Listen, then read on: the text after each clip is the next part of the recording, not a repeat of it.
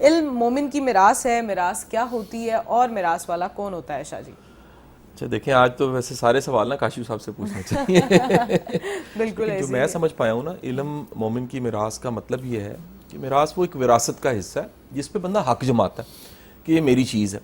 اچھا ایک ایسی حدیث ہے جو کہہ لیجئے بڑی شاندار ایکسپلینیشن ہے علم اور مومن کے تعلق کو سمجھنے کے لیے، کہ مومن کو علم جہاں سے ملتا ہے نا وہ گمشدہ مال کی طرح اس کو اپناتا ہے. اب اس کیفیت کو پہلے سمجھیں کہ جب مال گم ہو جاتا ہے نا، کوئی بھی چیز، آپ کا پرس گم ہو گیا، موبائل گم ہو گیا، کوئی بیگ گم ہو گیا، تو آپ کی کیفیت کیا ہوتی ہے؟ آپ ڈھونڈتے پھر رہے ہوتے ہیں کہ یار میری کوئی چیز ہے جو گم ہو گئی ہے، اور جب وہ ملتا ہے تو ایک تسلی تشفی ہوتی ہے کہ میری گمی ہوئی چیز مجھے مل گئی ہے. تو مومن کا علم کے ساتھ جو تعلق ہے وہ اسی وارفتگی کے ساتھ، اسی ایک کیوریوسٹی کے ساتھ، اسی تجسس کے ساتھ اور اسی ایک لگن کے ساتھ ہے کہ وہ علم کو ہمیشہ ویلکم کرتا ہے اور اس کی تسلی تشفی جو ہے وہ علم کے ساتھ ہوتی ہے. تو یہ ایک تعلق میرا خیال ہے ہمیشہ مومن کا قائم رہتا ہے. اچھا ایک اور کمال کی دیکھیے نا حدیث، اللہ کے رسول نے فرمایا کہ مومن ایک سوراخ سے 2 بار نہیں ڈسا جاتا. میں جو سمجھ پایا میری ناقص عقل کے مطابق کہ پہلی بار غلطی کے بعد وہ سیکھ جاتا ہے.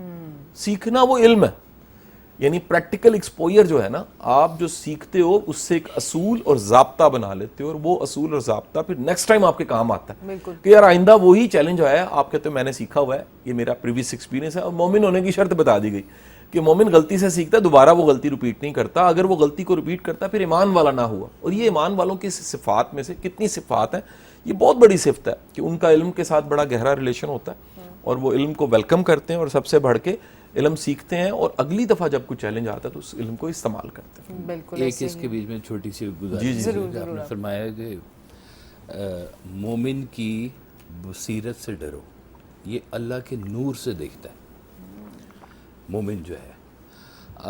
اب یہ اس کا فارمولہ جو پیچھے بنتا ہے کہ جن چیزوں میں لوگ کچھ، اب دیکھیں نا کہ اسلام کے علاوہ بھی تو بہت ساری چیزیں ہیں نا جی، جو کام غیر مومن یا غیر مسلم اللہ کے علاوہ کری جا رہا ہے، آپ وہ تو سیکھ لو، وہ تو آپ نے ویسے ہی سیکھنا ہے. گھر بنانے کا فارمولہ ہے تو چاہے مومن بنائے چاہے کافر بنائے، جو بھی بنائے، وہ گھر کا فارمولہ وہی ہے جی.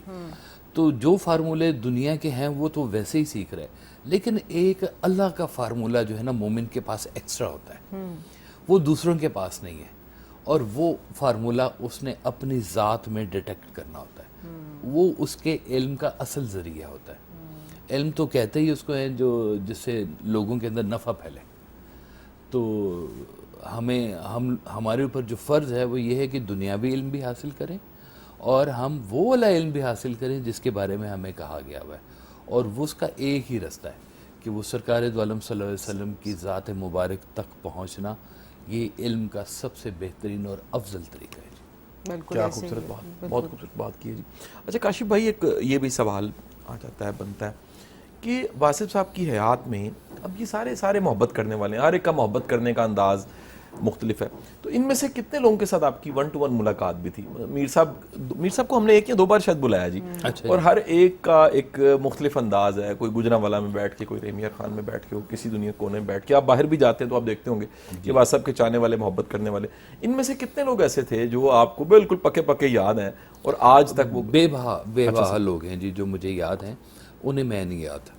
اچھا یہ آپ نے کمال کر دی، کیا کمال کی ترتیب آپ نے بنائی. جی کیونکہ میں انویزیبل تھا جی اس دور میں پڑھائی کے دور میں تھا، اور محفلوں کے اندر مجھے اس طرح سے بیٹھنے کی اجازت نہیں ہوتی تھی جب تک کہ میں BCom میں نہیں گیا. یعنی کہ انٹر تک تو میں خدمت میں رہا ہوں، چائے والا، شربت والا، پانی والا، تروکا لگانے والا، گاڑیوں کا دھیان کرنے والا، اور محفل میں آئے لوگوں کو کس کو دفتر میں بٹھانا ہے، کس کو ہال میں بٹھانا ہے، جو سرکار نے مجھے کہا میں وہ کرنے والا تھا. اور میں انویزیبل تھا، میرے آگے کچھ بھی انویزیبل نہیں تھا. میرے آگے سارے یہ لوگ تھے، چہرے شناسا تھے. کچھ لوگ جو ڈیلی کے روٹین میں آنے والے تھے ان سے تو ظاہر ہے وہ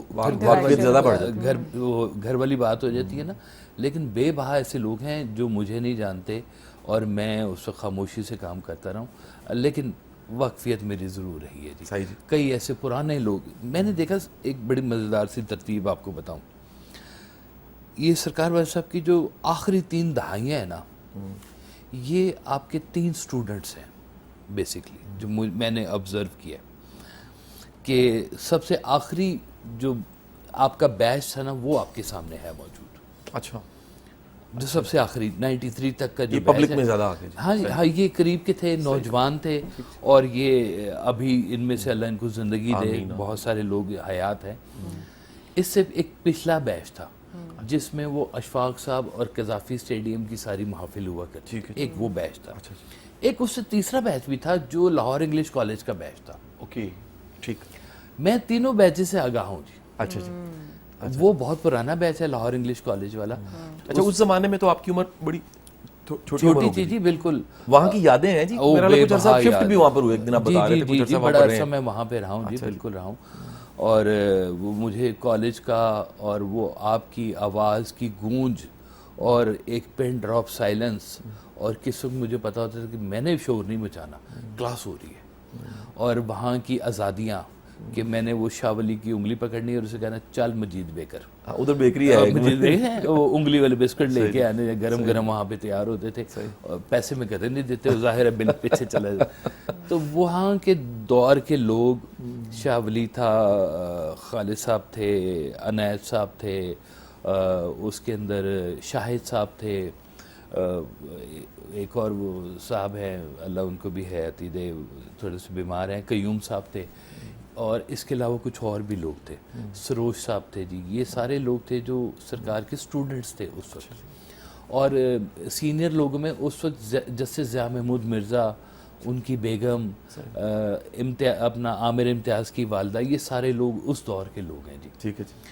تو مجھے وہ کالج کا دفتر، اس کی ٹیبل، اپنا اوپر کا گھر اور نیچے والے ہال اور پیچھے والا چھوٹا سے سارا مجھے وہ یاد ہے. ایون کہ میرے نانا ابو کی دکان فوٹو اسٹیٹ کی کالج کے بالکل ساتھ ہوا کرتی تھی. تو وہ ان کی دکان، اور پھر جب وہ تصاویر ہوتی تھی ہر بیچ کی، وہ بھی مجھے یاد ہے.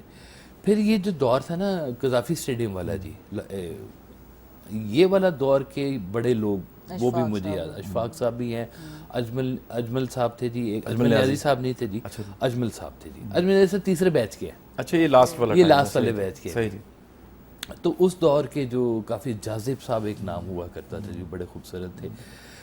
پھر وہ کراچی والے جی، پاس ٹو پیس، جنہوں نے اخلاق توحیدی صاحب تھے جی، یہ اس بیچ کے لوگ تھے جی. صحیح جی. تو میں خاموشی سے دیکھتا رہا ہوں، میں سب سے آگاہ ہوں، جانتے بھی ہیں. اب میرا تعارف اتنا ہی بہت ہے کہ والد صاحب کے بیٹے ہیں، تو ان کی اپنی ایک میموری سرکار کے ساتھ وہ اس دور کی رہی ہے. تو میں کافی سارے لوگوں کو میں جانتا ہوں. اچھا کاشف بھائی، ایک بڑا جو خوبصورت شعر کا ایک مصرع ہے کہ نگاہ مرد مومن سے بدل جاتی ہیں تقدیریں. تو ایسے لوگ بھی ہیں جو آ کے واقعہ بتاتے ہیں کہ جی واسطہ نے دعا دی اور اس کے بعد زندگی بدل گئی، یا معاملات بدل گئے، یا دنیا داری کی بھی کامیابی کی مثالیں تو ہوں گی نا. ایک صاحب آئے، ان کا کچھ میرے سوال ہیں. آپ نے کہا بتاؤ. انہوں نے کہا جی میں گھر میں قرآن پڑھتا ہوں تو گھر میں لڑائی شروع ہو جاتی ہے.